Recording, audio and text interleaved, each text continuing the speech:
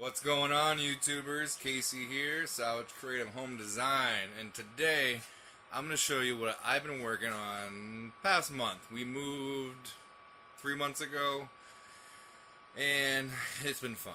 The first 2 months, it's all about the house. Got to make sure the wife and the kiddos are happy, right? So then we can have shop time. So what I'm going to do really briefly is just give you a quick shop tour. And let's take a look. So, you walk in, garage door, little cabinet I got for $12.50. No, I'm sorry, free. All I had to do is put it together and beat it out a little bit. Not bad. I started insulating. My shop is like in a barn style. Insulation there. There's a little gap I still got to finish. But where all the pegboard is, it's all insulated. So that far left wall is completely insulated except the very corner, as I have all these file cabinets to move. Not fun. They are filled with heavy stuff. So, do that at some point. I have insulation there, over there somewhere. Tons of 2x4s over there, because there's no joist, or there wasn't any joist. All there is one horizontal beam in the middle, or joist, whatever you want to call it. No vertical joist, kind of pier and beam style. So I started doing, I had to actually jack it up a little bit, as the bottom plate actually twisted downward. It seems like they built that wall a little too far out, and the concrete underneath eroded. So that project will be in the spring, where I will dig outside that wall, jack up this whole side, and fill back in, or put a footing in of concrete and rebar, etc. So basically, my youngest daughter, a little bug, and I, this is a disaster right now. It's kind of like my junk storage. But in these cabinets, at least 2 big drawers, is go-kart parts. We got a couple go-karts a couple months ago, and we fixed Haley's up. And man, that runs good, but we need to do mine.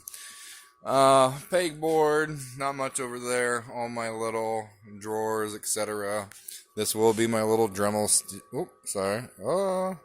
Dremel station there. Once we get all that collected. Up over there, we see we have clamps. At least some clamps. I still haven't unpacked everything, or found everything. For now, my old little junk rollaway workbench. Pretty much chainsaw workbench. I put my sliding miter saw on it and my Delta planer for now. And below, I just did a bucket, or a tote for wood storage and metal storage for now. We swing back around. We got dual table saw / router build. It doesn't look bad until I got another table saw. Like, why in the heck would you get 3 table saws, Casey? Well, the reason is, I don't like the grooves. I don't like these grooves. I know that may be silly, but when you're used to cast iron and how smooth it is, and when you slide your fence with ease, I mean, it doesn't hit this or anything, but just setting stuff on, I just don't like it. So, a week ago, I found this beautiful boy. 1950s pre-era table saw. Got it for $50. Yeah, 50. 50. Did it look as good as this? Oh, no. No, it didn't. But it wasn't bad. I mean, look how shiny that chrome is. And it came with the original motor, which is a 1 horsepower dual pulley Craftsman. I mean, this thing is, this thing is huge. So here's my hand on this guy. I go back to my other Craftsman. There's that motor, same horse, but a lot smaller. I mean, the other guy's at least twice the size. I mean, it's got to weigh like 5 times. So this will be the heart of my shop, and I started planning out. I already cut sheet plywood. I think it's 5/8 to go underneath, and then the top's just going to be press board that I will paint. But that's all cut. I'm still working on the design for the outfeed table. I do like T-track. I do like the old Mortison where you have the like 1-inch holes where you do your clamping and so forth. So I've been looking at a lot of people's designs and what they've done and see what we're gonna do. Alright. So we have one garage door which is thin metal. Very thin. I mean, I had to beat and bang and adjust all the rails to even get it to shut properly and seal the bottom. So that's fixed for now. Over here is just a plain Jane barn door. Yeah, you could literally see light coming right through. So yes, I just caulked it with silicone. So the air want to go right in my shop. What's gonna happen is that's gonna be tore down, those doors, and I'm gonna build a wall so that whole space can be lumber racks. Because I don't really have, that whole wall is done pretty much, and the back wall is a lot of storage, toolboxes, this little, I don't know what it is, like a temporary shelf system or something. Well, that's coming down so I can actually push my toolbox all the way back and open it. And then, of course, we gotta have heat in the shop in New England. It's cold. Stairs. Yeah, that's the beauty about this workshop. We can go upstairs. But before we do, here's my little desk area. Free desk, metal. Good old Facebook. Where I can do my buying and selling and finding the deals and goodies and research skills I don't have yet. But that's coming around. Of course, you gotta have a big old TV in the shop as well. You gotta have your amplifiers, which I need to extend a couple cables so I can actually turn it flush. And you gotta have a little decor. I got a bunch there. And of course, there's old Big Bertha. Neglected Big Bertha. Sadly. Where is she? Motor. The treadmill motor's right there. Wire that up last year. You need to make it a little prettier. We don't see the wires hanging. And the 1950 pre spindle lathe is going to go on this side with that motor, the original motor. I'm going to have it where the head is actually on that side. My plan is, if I want to teach my oldest daughter how to turn, I can teach her on my lathe while she's working on her lathe. So that's the plan. And of course, on Big Bertha, we have a grinder, regular grinding wheel, carbide grinding wheel, buffer that's getting squished, nice sander that's getting piled on. But we will have a video on this massive grinder that's been in my family for a long time. It's a 3-phase, 120 volt, right here. Sadly, my dad did not use it for a while, so we need to figure out what's going on. It just kind of hums. So we'll get that fixed. I got a big drill press here. I got another drill press somewhere over there for wood. This is my metal. Also, a couple weeks ago, we grabbed this parts washer. Oh, the Black Bull works amazing. You gotta have a cooler for your beer. Let's take a peek at that real quick. I've been soaking some good old nuts and bolts in there. I think I picked this up $70. Yeah, it's been awesome. Works great. Of course, there's dear old bandsaw. I wish I recorded this. I may give some tips on how to adjust it and fix it. A couple problems I had, which I put this bolt in, which I'm going to weld like a little handle where I can adjust the pulley for the camber.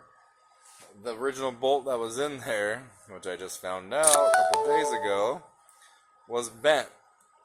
And you're like, oh, bent like that? Like, no, it was bent like that.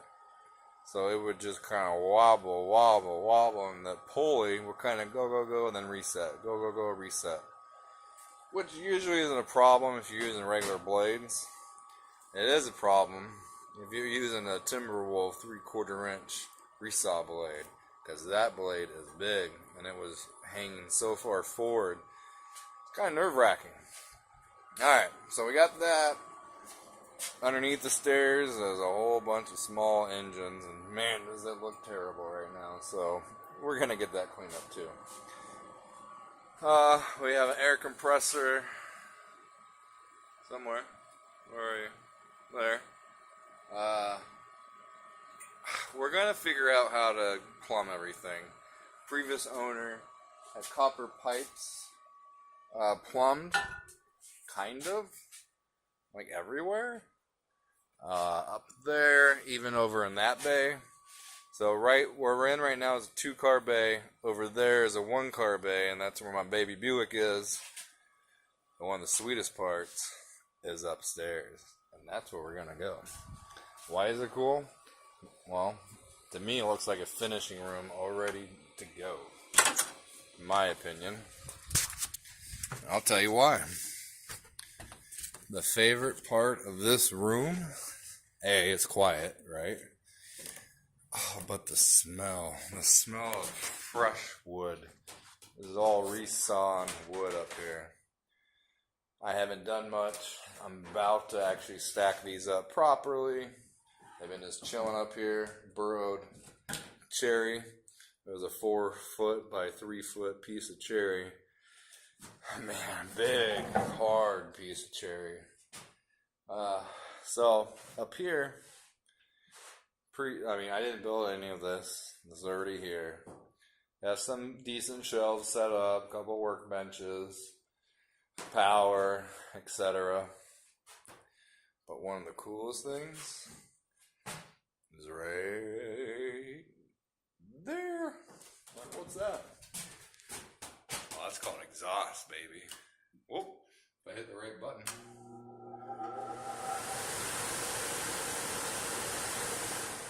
AKA finishing room. The lights, yes, they need improvement. Big time. And there is the scary door. Why is it scary? Because we're on the 2nd floor and you can open it and jump right out. So I need to fix that in the future. But this room, I can't wait to actually use it. Right now it's just a little bit of storage. I'm going to reinforce the beam underneath so I can actually put some wood up here. I don't think I'll ever insulate it, just downstairs. But this is going to be one fun room. I've come up here a few times the past 2 weeks because I keep forgetting that I have it. I can go up there and grab a piece of maple, or I can go up there and grab a piece of cherry and see if it's dry yet. And if not, I can cut it down just because I can't wait because I got so much of it. So let's go downstairs. I'll give you one last shot, but I wanted to give you guys and girls at least a sneak peek of what we've been doing, or why I haven't been on YouTube. I've done a lot of videos, a lot of recording. Just so busy trying to get the shop set up. But again, this is what we will be working with. And it's slowly getting there. I'm taking my time, I'm doing the way I want. And it's been a blast so far. Such a blast I need to remember that I have a family. So we're getting there. In the future, we're going to show you what's on that side. There's a lot of wood over on that side, and poor Buick's getting crammed. But the wall over there is just stacked. I don't have my keys on me, or I'll show you. So you gotta stay tuned to the next video. We'll do another tour. So hope you enjoy. Hope you're excited to see what's gonna happen. We actually started to play with epoxy. I say play because we're nowhere near experts yet.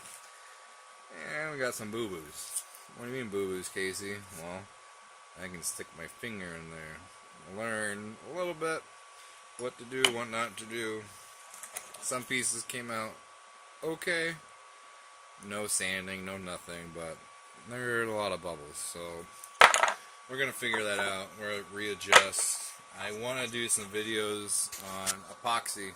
I've been really intrigued on what to do with it, because it's like endless opportunities, and we got like 40 or 50 different color mixes to work with, and we're learning. New skill we're learning, and I want to educate people how to do it. How to do it on a budget, because that stuff is expensive, and how to do it correctly, or different tools to try to do it with. So we're going to play with that here in the future, which we're doing right now. Can't say what we're building because it's a surprise for somebody, but we'll get there. So, until next video, thanks for watching. We'll see you soon, and there is a ton of projects coming, a ton of restoring tools, etc. By the way, if you ever want to know or learn a skill specifically that you haven't found on YouTube that you would like to learn, let me know. Please comment, please like, please subscribe. It's slowly becoming a channel. And I apologize, I started it, and then we moved. And if you ever moved, it takes a while. Especially if you have lots of stuff. It took us exactly 7 days just to move it. Move it, unload. Go back and move it and unload. And mostly is because of the shop. A lot of tools. And you can't see everything. There's a lot of tools on the Buick side. So, till next time, deuces.